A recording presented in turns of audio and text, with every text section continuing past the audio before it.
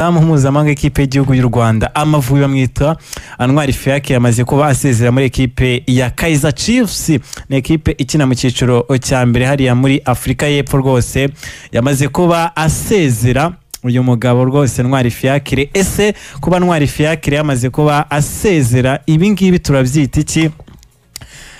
Uyu musore ni mu butumwa yanyujije ku mbuga nkoranyambaga mu ijoro ryo kuri uyu wa mbere ku itariki ya 23 ubwo nijoro ryakeye, ashimira buri wese babanye muri ekipe amazemo umwaka umwe. Ntwari Fiacre yagize ati umwaka mwiza w'amasomo meza mu buzima, ndashima buri wese twabanye, byari iby'agaciro, Imana yakoze ibi n'ibindi zabikora.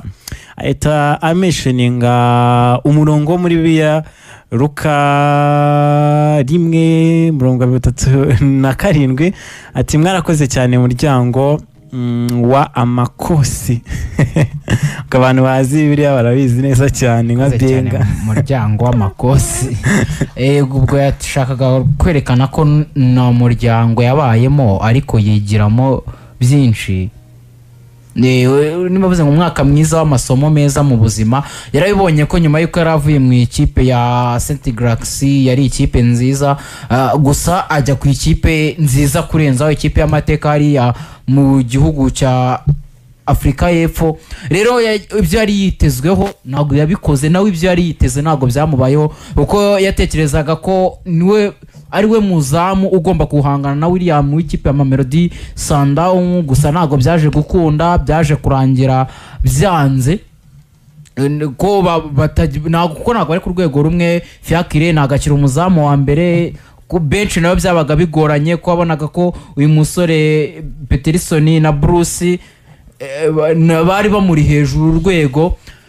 Gusa ntabwo ari umuzamu mubi, hari igihe umukinnyi adahirwa aho agiye, niyo mpamvu yavuga ko ni umwaka wo kwigiraho, cyangwa se umuryango w'amakosi yakoreyemo amakosi menshi kuri umuzamu umuregura stata mu ikipe y'igihugu, ko ari umwe mu bazamu beza bari mu karere ndetse no mu gihugu cya Afurika y'Epfo. Sezeshez ari umwe mu bazamu beza, yafashije ikipe ya Kaizer Chiefs kugera kuri byinshi. Ubwo byari byanze yagombaga gukora kureactinga, reaction ye rero ni ukuba yasohoka muri ekipe agashakaho ashobora kuzakina kugira ngo azamura urwego rwe. Uko si umuzamu mubi pe, ni umuzamu mwiza ufite taye, ukiri muto, ubona ko yabikora. Nanjye ndi umwe mu bamushimira kuba yasohoka muri ekipe cyane rwose. Buriya akara akantu gakwiriye kuba yasohoka muri ekipe, byagaragaye ko atanabonyemo umwanya. Yagiye yizeye ko umwanya azahita awubona, ariko nyine ntabwo byakunze. Buriya hari igihe sezo itajya guhira, twarabibonye. Iyi sezo nayo ntabwo yahiriye ikipe ya Rayon Sport. Ni ibintu bibaho muri football, iyi sezo bishobora kwanga umwaka utaha bigakunda. Rero kuba yavuga ati reka mfate icyemezo nsohoke muri iyi kipe, ni icyemezo cyiza.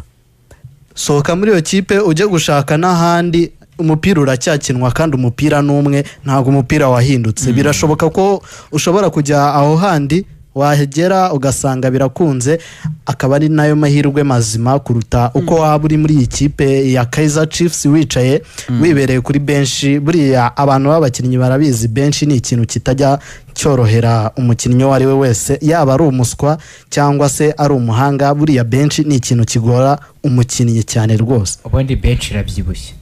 Ezara y'umukinnyi uri kuri bench, asibye umukinnyi umwe nabonye ba mu kibuga kunanuka byanze. Inde umuzamu wa Muhazi uri kuri benches. Yego, ahubwo icyo nekereza amakipe Nyarugenge yigaragaze hano, aya makipe azadusohokera yaba aramwe aramutse hagizemo ikora diro yo kuzana uyu musore, yaba atoraguye atunamye. Ntwari Fiacre zigaragaze zimujyane mu mikino nyafurika. Gusa biragoye, sinzi ko yabyemera nawe. Byaba ari ibintu byiza. Yego, gusa ni Ntwari Fiacre uri kwifuzwa cyane muri Saudi Arabia ndetse no muri shampiyona y'icyiciro cya kabiri ari mu gihugu cy'Ubufaransa. Buriya Ntwari Fiacre ni umunyezamu ufite record nziza, ntago yabura ikipe imutwara, ntago byashoboka nyine ko yabura ikipe, kandi ikipe nziza. Biranashoboka ko yanagaruka hano muri shampiyona y'Inyarugenge. Biragoye ntago akiri ku rwego rwa shampiyona yacu, kuko wabibonaga ko yanagiye atangiye kuyisiga. nibyo nera ari muri aya equipe tuvuga ko ari meza abiri unavuga ape na Rayon Sport ariko nyine kuva muri aperi akajya muri marine ntamanura urwego akajya muri AS Kigali niho isi yose yatangiye ibona ko nyine ni umuzamu ugomba kujya ku rwego ruri hejuru. ubwo rero ni ugutegereza tukaza kureba aho yerekeza. Ntago wavuga ati mfashe umwanzuro wo kuva mu ikipe udafite diru yumvikana yaho uzahita werekeza. Kuko nk'umutoza Adera Murushi ubwo yaheruka muri South Africa hari amagambo yavuze ubwo yaganiraga n'ikinyamakuru cyo muri Afurika y'Epfo cyitwa Far Post. Batangaje ko nubwo Ntwari Fiacre tutwaye neza uko bikwiye ariko yizera ko urwego rwa Ntwari ruzazamuka dore ko yari ari kumurambagiriza n'ikipe nziza.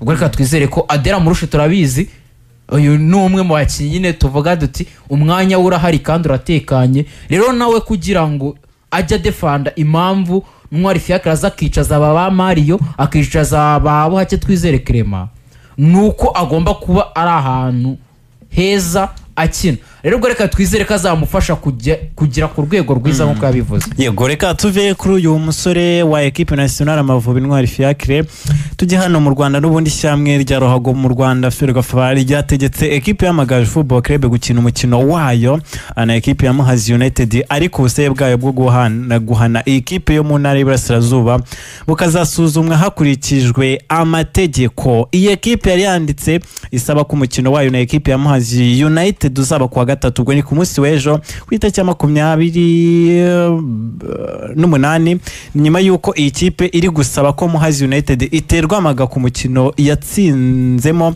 Vision kuko yakinishije Murangamirwa Serge wari ufite amakarita 3 y'umuhondo. Rero Ferwafa yamaze kuba ibwira Amagaju ngo mubanze mukino uyu mukino, ibyo byose turaza kugenda tubigenzura.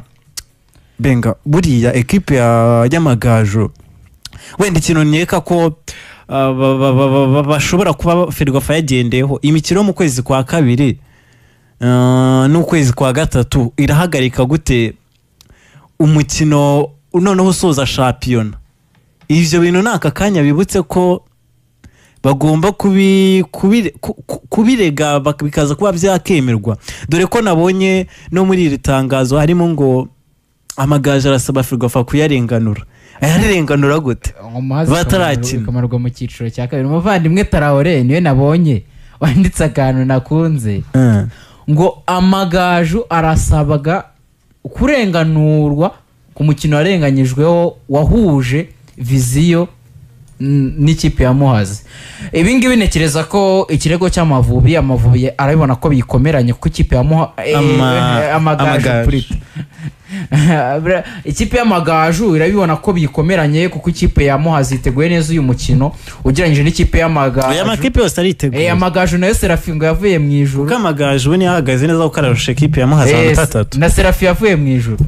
Ubwo rero kuko uribuka ko umutoza yari yatangaje ko yagiye mu ijuru. Ekipe bikomeranye cyane ekipe ya Muhazi. Yego gusa impamvu kudatsinda no kwita isura mu cyiciro cya kabiri. Iyi kipe bafite ubwoba bwinshi kurenza n'ikipe ya Muhazi kuko nekereza ko iki kirego cyabo nta shingiro gifite, kuko ubundi ndaza kura neza n'amategeko cyagize ubundi nzi ko iyo ikirego kirengeje ukwezi gita agaciro, kandi nago Amagaju ariyo yarari mu mwanya mwiza wo kujya gutanga ikirego kuri uyu mukino. Ariko biragaragara nk'Amagaju afite ubwoba ikipe ya Muhazi. Nta kuntu Amagaju atagira ubwoba. Biravuga ko ikipe ya Muhazi umukino yatrene na ikipe ya APR kuwa gatandatu ukimara kurangira ngo kubukeye bahise bamanuka ngo bahise bagihuye kwitegura ekipe y'Amagaju cyane mu gihe Amagaju aribwo yagezeyo uyu munsi.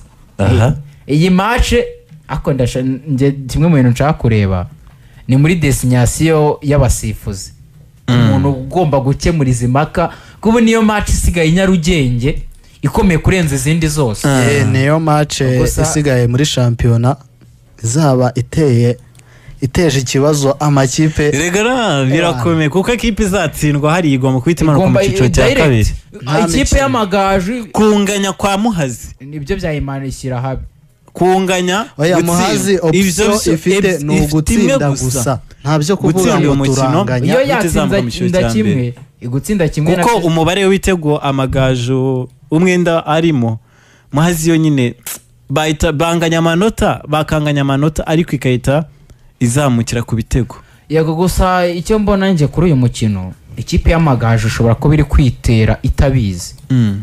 Ushobora kumbaza ngo gute wowe igihe wari uri mu gihe cyiza cyo gutegura match nibwo wagiye hanze y'ikibuga kurenza mu kibuga kuko ibyo biri hanze y'ikibuga nyine batangiye kwitera no kwikeka muri bo ubwoba bwabamaze ariko ewana njyewe reka nakomeje no kubivuga muri studio. Ikipe ya Muhazi nabonye iri gukina n'ikipe ya APR ni ikipe yazamuye urwego bishoboka ku buryo na Rayon Sport Muhazi iza gukina na Rayon Sport yari kubirya. Rero Amagaju Joseph Saki yagarutse ariyo badikume bose bari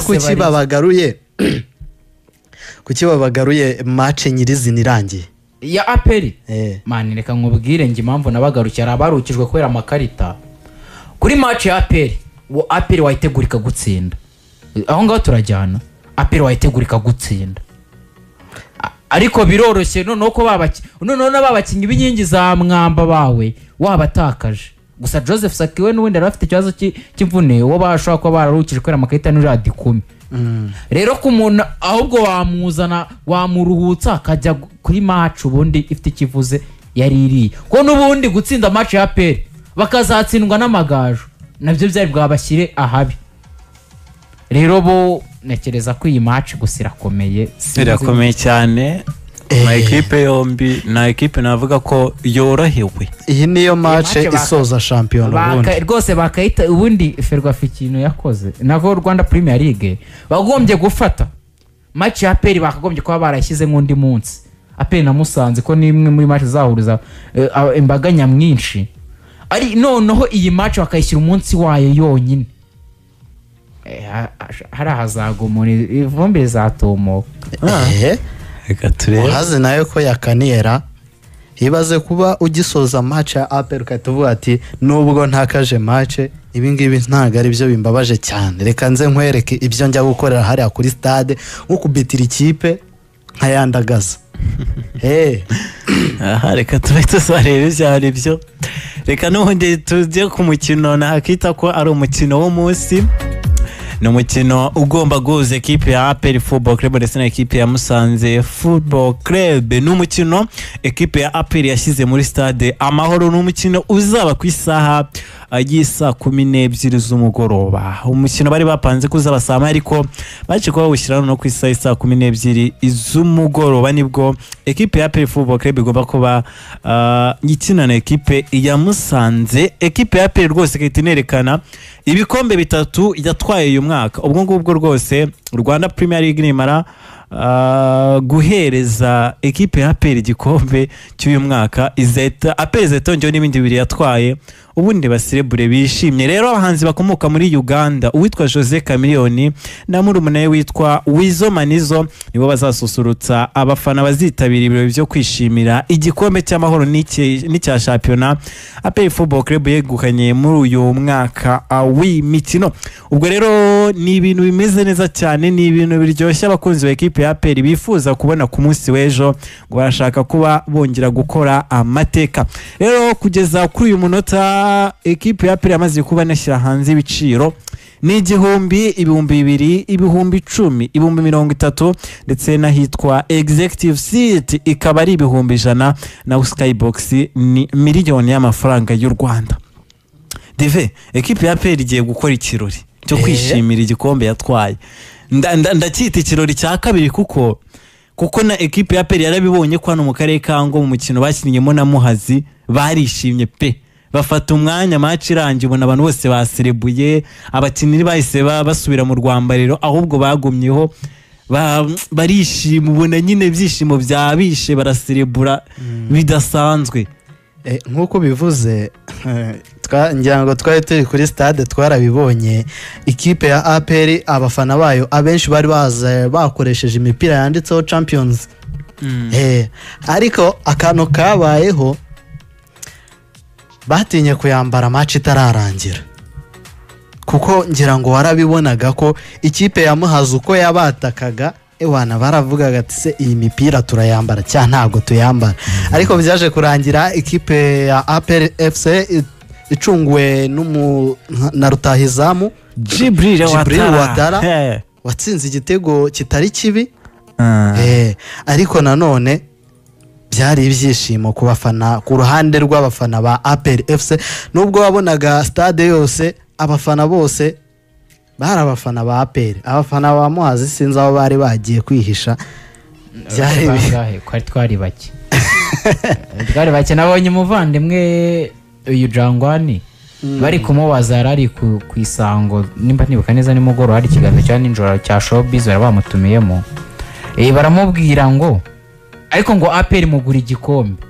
zijambo yabasubije yego agusubije yego wahita utekereza iki ko babigwa atavuga ati iyo uguze Watara n'undi waguze ibikombe amutara naramukunze cyane yego gusa ikipe ya APR yabishyize ku rundi rwego muri stade Amahoro nekereza ko abafana ba APR bagomba kuzura stade bakerekana ko badakenera iyo siporo kugira ngo bagiye no mu kiraro ubundi Jose Camille reka nkubwire ibintu noneho byo kuvuga ngo Rayon Sport ngo niyo kipe ifite abafana benshi cyane reka nkubwize ukuri njyewe nkurikije abafana nabonye hariya kuri stade y'akarere ka Ngoma APR FC nayo ifite abafana benshi cyane ku buryo na stade Amahoro bazayuzura buriya nuko babura ubushobozi bwo kujya mu mujyi wa Kigali benshi ariko stade Amahoro abafana ba APR bayijyamo wenda bakabamo benshi ifite abafana benshi cyane benshi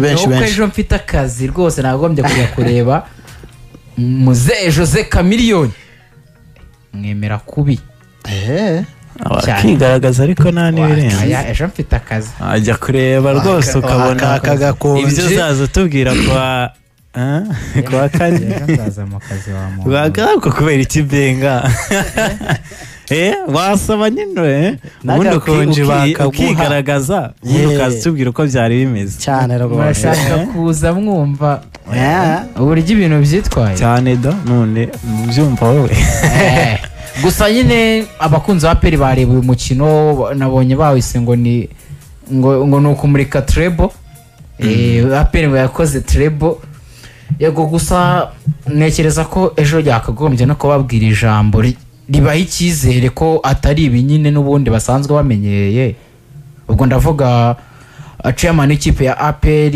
Afande Deo Rusanganwa agombye ari negereje speech ye nka nyuma y'umukino cyangwa se speech azageza ku bari ku mukino hagati ndumva nyitegereje ko hazaza ekipe ya APR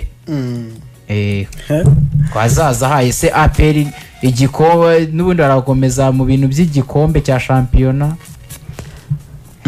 buriya ntabwo bakomeza gutega amaso ku gikombe cya shampiyona gusa barabizi ko bagiye no guserukira igihugu buriya gusohokera igihugu ni ibintu byiza cyane ni n'ishema ku ikipe nka APR ikipe nkuru mu Rwanda ifite n'abakinnyi beza ni ikipe izahesha ishema igihugu no kugenda igakora neza nta byo kujenjeka ni urugendo rwari rukomeye cyane kuri ekipe y'ingabo z'igihugu y'u Rwanda ntabwo rwari rworoshye dore ko itari yize ko ishobora no kuzatwara iki gikombe igitwaye ekipe ya Rayon Sport APR ni ekipe yiteguye neza uyu mwaka w'imikino wa 2024-2025 dore ko wari umwaka wari ukuyemo imikino mpuzamahanga kuko yahagarariye u Rwanda muri CAF Champions League umwaka w'imikino ushize ukirangira ekipe yahise kandi itandukana n'uwari umutoza wayo bamwita Thierry Forge wari urangije amasezerano kuko atageze ku musaruro wifuzwaga